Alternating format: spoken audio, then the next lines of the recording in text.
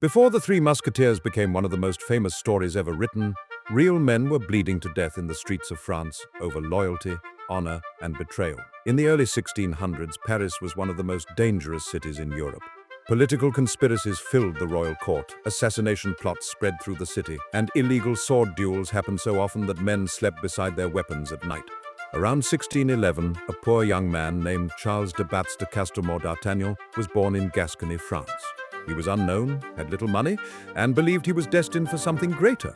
His dream was to join the legendary musketeers of the Guard, serving King Louis XIII. These were not ordinary soldiers. The musketeers were feared across France.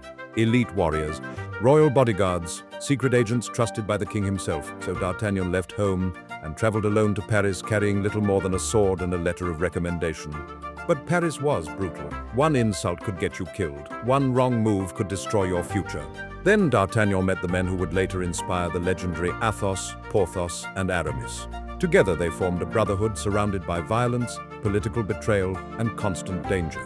But the real musketeers were not living a fairy tale. They fought deadly battles, protected the king from enemies, and lived knowing death could come at any moment.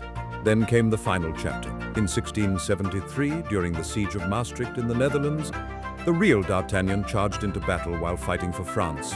He never returned. The man who inspired one of history's greatest adventure stories died bleeding on a battlefield far from home, with a sword still in his hand.